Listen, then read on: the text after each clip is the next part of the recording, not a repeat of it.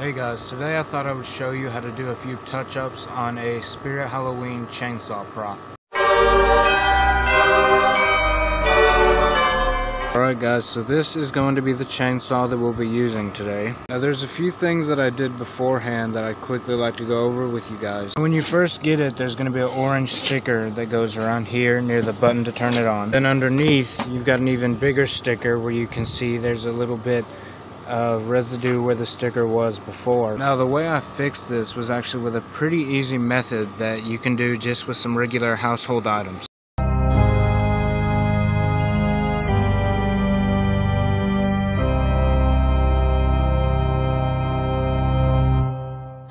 The main things that we want to touch up on is right under here where the sticker was that I said was best to remove.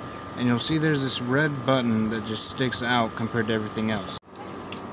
Now there's going to be a few things that I use that are really going to help get this done. The first things being some brushes. I've got one bigger brush along with a smaller brush for finer details. Next we're going to go in with some paint. I've decided to go with a darker brown. This one's called Chocolate Sprinkle. It's really dark brown for the darker spots that are mainly going to cover the button. Next we'll be coming in with a darker red color. This time I went with Flamenco Red. And of course with all that we're just going to bring in a random paper plate to put all our paint in. Now with this button on the chainsaw we want to make it darker but still stand out amongst the other parts of it. So with that being said, we are going to start with some of our dark red color.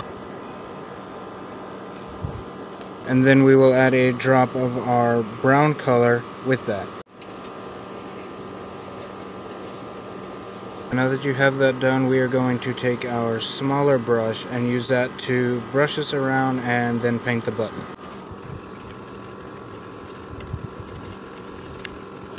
If it turns out to be too bright, you can always go in with the same brown color and add a bit more.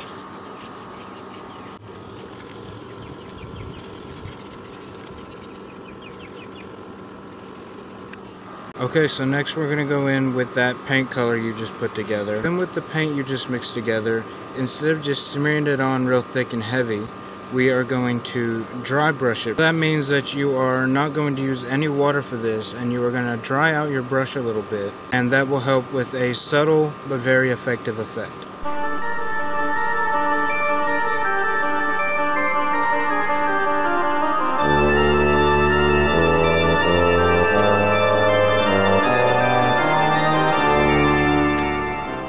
Okay, so once you've got a color that you're fairly happy with, we're just going to let it dry for a bit and then we'll come back to work on the exposed screws that are a little brighter than they should be. Now if you see any spots like this that are brighter than everything else, you're going to want to go in with a darker color and almost do the same thing we did with the button, but obviously this is going to be, darker than everything else.